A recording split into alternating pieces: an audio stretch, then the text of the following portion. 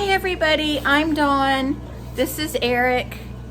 We're gonna make some Snicky snacks, and due to popular demand, or well, a couple people asking me to show how I make this black eyed pea salsa, I was gonna do that in this video and show you me just putting together our Snicky snacks for the evening. It's New Year's Eve. So for the black eyed pea salsa, you will need black eyed peas, a red onion, or you could use green onion, any kind of onion you want, a green bell pepper. I prefer baby bell peppers in this salsa, but they were really funky looking at the store. And you would also, you could use cilantro, but the cilantro all smelled like wet dog, and you don't want to use cilantro that smells like wet dog. You also need some lime juice. The limes, the fresh limes weren't sold individually, and I did not need 2 pounds of fresh lime, so I got just a little thing of lime juice. And then you need some olive oil and tomato and like salt and cumin and garlic. I'm gonna just use garlic powder. Oh, I didn't have time to make fresh black eyed peas because I only decided to make it like a couple hours ago, so we're using bushes. So I'm gonna drain my black eyed peas, and then you want to run some cool water on it. You don't want it going full blast because you don't want to break your beans and get them all busted up. And just kind of rinse that bean juice off of them a little bit, because we're going to have enough liquid in here with the olive oil, a splash of vinegar, and a splash of lime juice. And I'm going to just kind of let them sit there and drip for a few minutes. Okay, so we're going to cut up some green pepper. That's really all we need. We'll save this for omelets or something.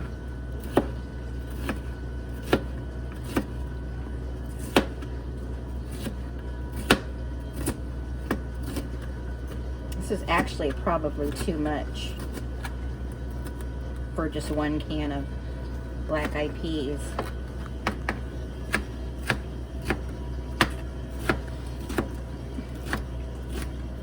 I wish there was so much green pepper you had to put on the limit so I could get the green pepper confused.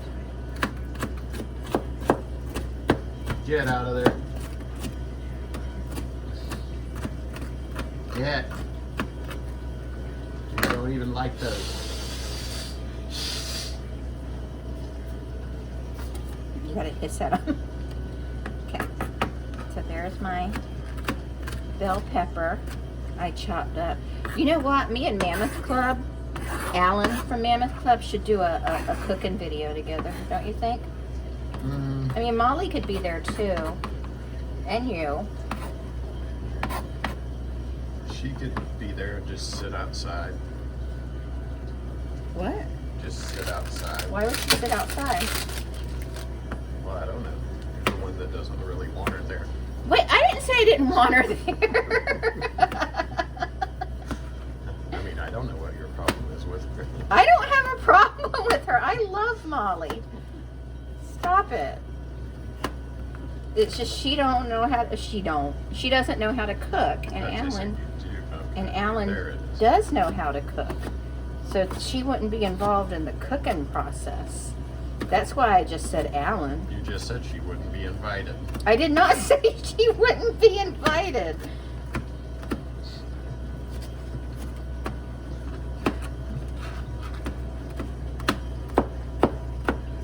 If any of y'all have a connection to Mammoth Club, tell them I want to do a cooking video with Alan.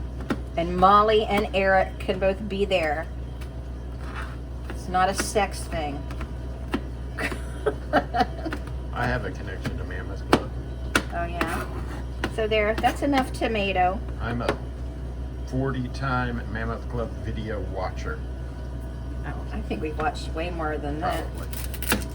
Probably. Okay. Now the onion. I'm gonna cut off a chunk like that. use that for omelets or something. Everything's for omelets that I literally have never made.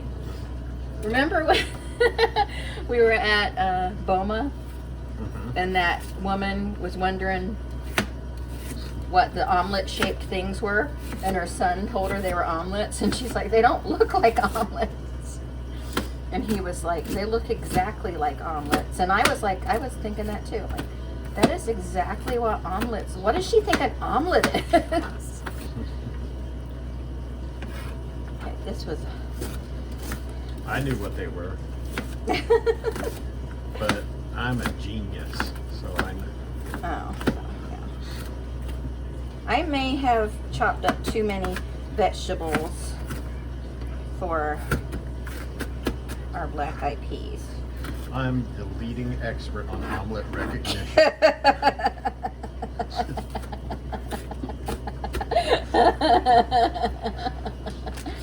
Well, you are a real cocky bastard to call yourself a... It takes a real cocky person to claim they're the leading expert on something. I'm the leading expert on calling out bullshit. Excuse my language, I'm sorry. I know not everybody likes the language. Eric, reach there above you. Oh, we'll use this bowl. Never mind. Okay. So there are my black-eyed peas. Then we're going to add, I'm going to start with just about half of the vegetables I cut up.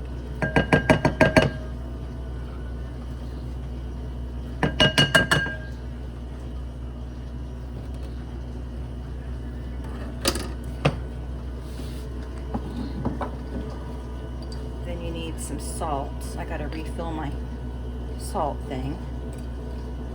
A little bit of salt.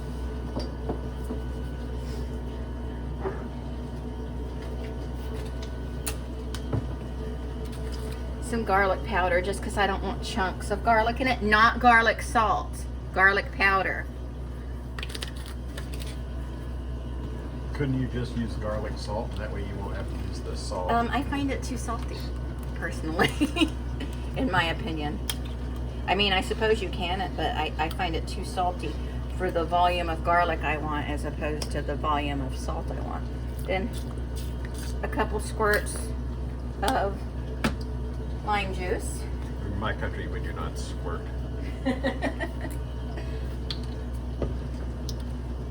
Well, this is America, and in America we squirt.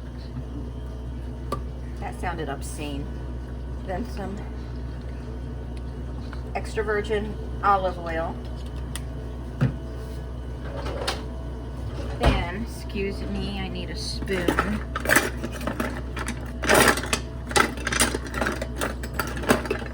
Now, I don't have a good spoon to mix this, so we'll use this spoon.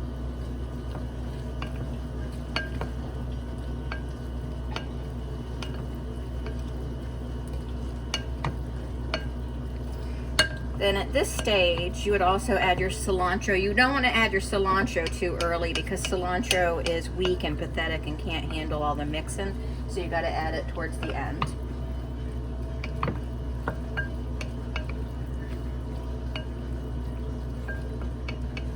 And that's it. Then you just chill it in a refrigerator until you're ready to eat it.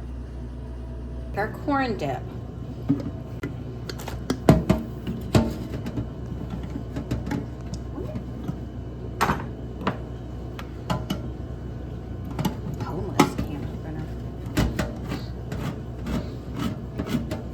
Now, I'm using canned corn. Fresh corn would be better, and it's what I recommend, but the fresh corn looked terrible, as did almost everything else at the grocery store.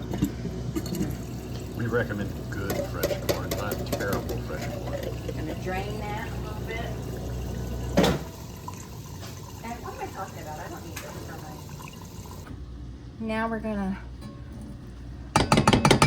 put our corn in here.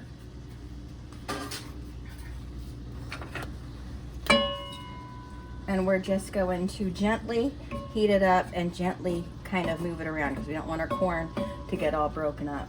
So this this is gonna take a few minutes. What did you put in there? A little olive oil.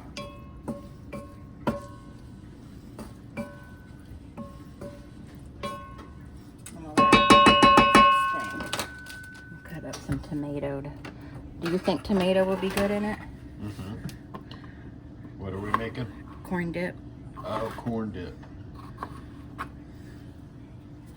Your famous corn dip. I don't know if it's famous. You can just say it's I mean, famous if you want. You like it.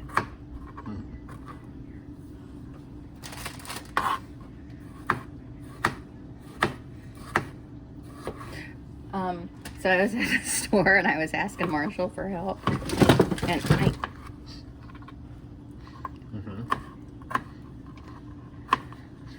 this man came up to him for help, so he went and helped that guy. And actually delete that because I don't want them to know you were. Okay, so I tossed my little bit of tomato in there. We just want to warm things up because we are going to be melting cheese. Oh shoot! I gotta make sure I have my cheese. I think I do. You can really use any kind of cheese in it, so it doesn't matter. I have all kinds of cheese.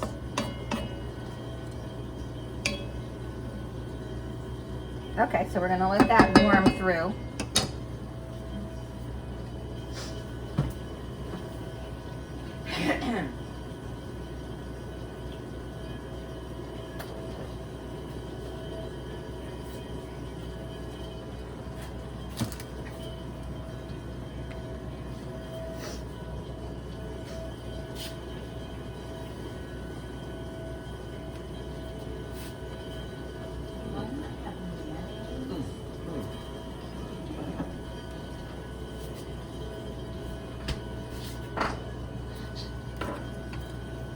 Okay.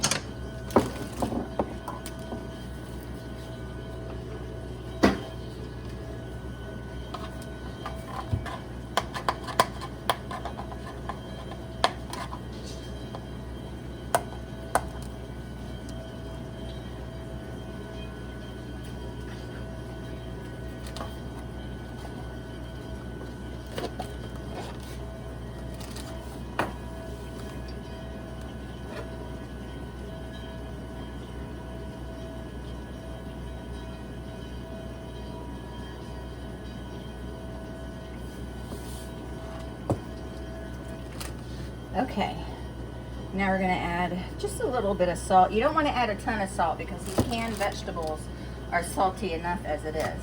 And we're going to add some garlic powder, not garlic salt. Couldn't you just add garlic salt? Oh wait, we already talked about that. I don't like garlic salt. I don't think it's an acceptable thing to use.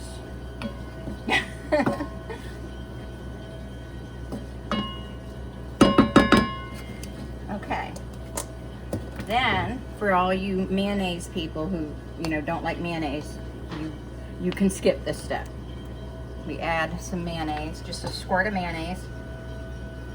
We do not squirt. I'm using Kewpie mayo.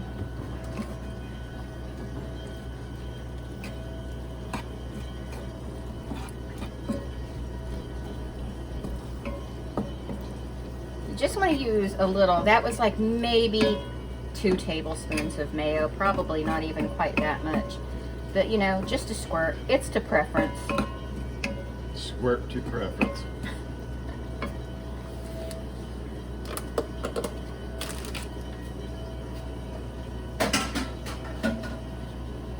Here, let me get in here.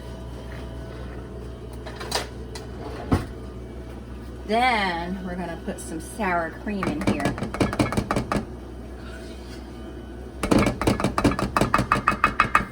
That's about a 2/3 of a cup. A couple of dollops. Oh, it's not Daisy, so I can't say a dollop of Daisy. And you're still just kind of melting it all together.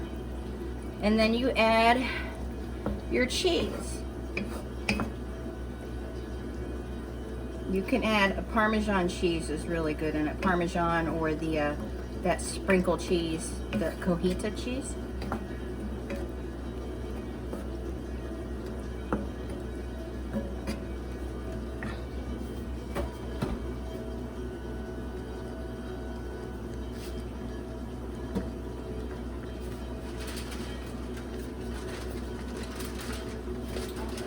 I do have Parmesan cheese.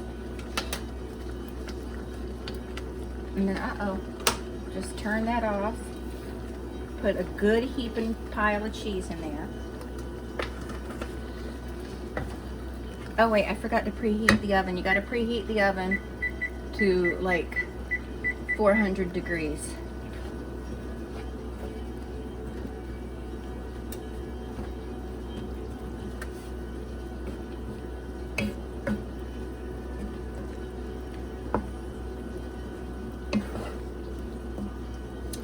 Just mix that up. I may have made it too creamy and too cheesy, huh, Eric? I wish it was so cheesy you had to punch a hole in the inside to get the cheesy goodness inside.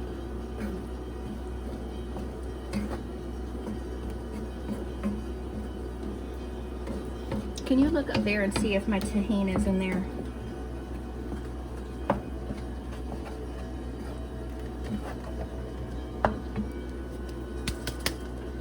So we're just gonna put just a sprinkle of tahini, not a ton.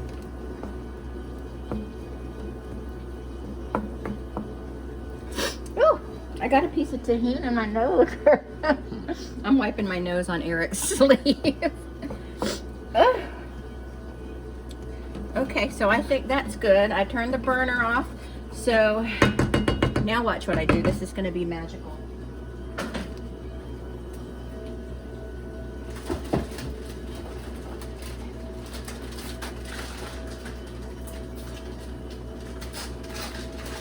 Eric, you know the deli will shred cheese for you? Like if you want to buy a block of cheese from them, they'll shred it for you. I didn't know that. Yeah. I don't know if every deli will do it, but some of them do that. And we're going to take some shredded cheese. I know fresh cheese that you shred on your own is better. And you're going to put this on the top. And then I'm going to stick this in the oven at 400 degrees until the top is golden bubbly.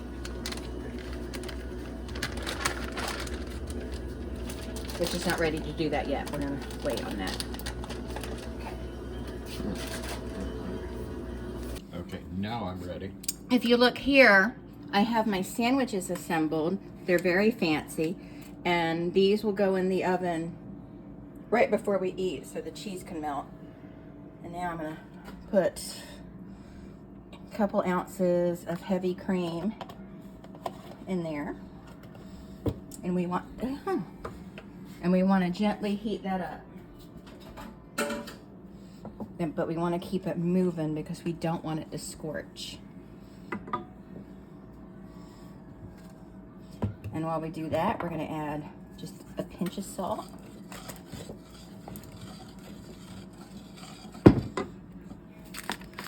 Some garlic powder. You could maybe just use garlic salt. No, some onion powder. Good bit of onion powder. And you want, well, I want ground mustard.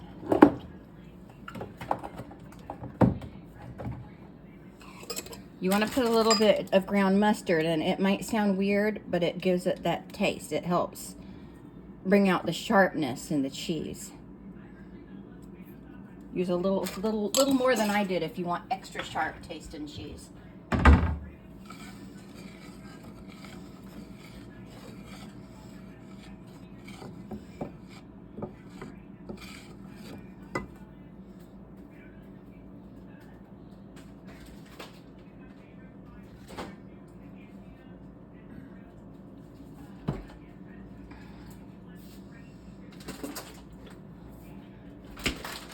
Okay. I start with a little bit of cream because I can always add more if I need more.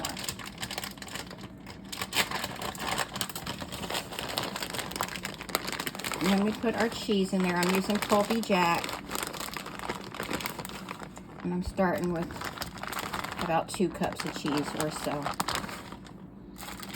And then we just want to stir it continually. I'm going to go ahead and add more cream.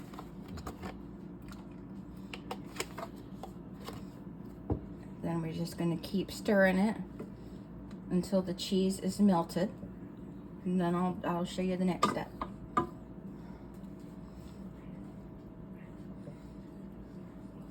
So now it's nice, luscious cheese sauce. And this stage is where you would add your cooked chorizo or your cooked seasoned ground meat. But I didn't do that since we're having meat on our sandwiches, so.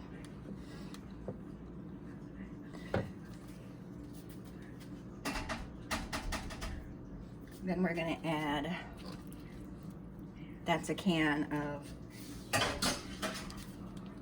what do you call it? Rotel. It's generic brand, but it's Rotel. It's all the same thing. What's wrong? I could have swore that was a real Rotel. Did it not say that on? Did it? Is it real Rotel? I don't know. Maybe not. Oh, it is real Rotel. Okay, it is real Rotel. Never mind. Okay, now we're gonna turn this off. And while this is still hot, we want to get it in a baking dish. So we'll do that over here.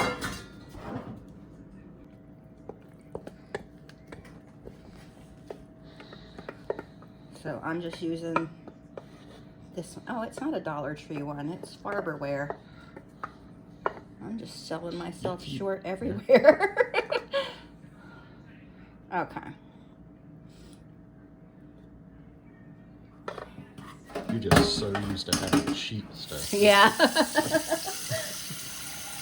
And just like I did with the corn dip, which should actually be almost done now, we're going to top it with just some shredded cheese. This would be really good with the meat in it, though. So if you have the option to do it that way, I suggest it. Even crumbles, like what are they called? Bacon bits? No, the meat that's not real.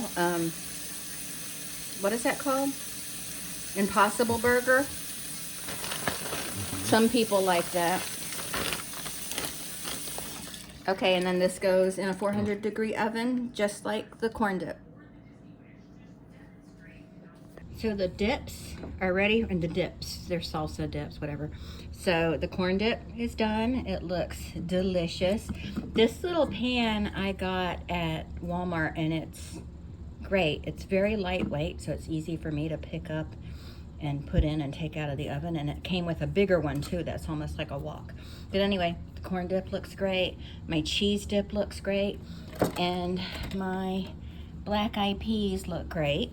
And I made the sandwiches. Let me show you the sandwiches. Here they are. They just came out of the oven. There's no mustard or anything on them. They're just meat and cheese on this wonderful, wonderful crusty bread. And I've got potato chips and tortilla chips in the oven warming up. So that's it, y'all. That's our little New Year's feast. If you want more cooking videos, let me know. I cook all the time, and I think I'm pretty talented in the kitchen. I don't know, whatever. But yeah, I like to cook. So I am going to try a couple Disney recipes. This corn dip is actually a Disney recipe I'm trying to copy. Hi, baby. Hi, Alan. Alan, are you ignoring me? Okay. Well, anyway, that's it. Happy New Year, everybody, and I'll talk to everyone later. Bye.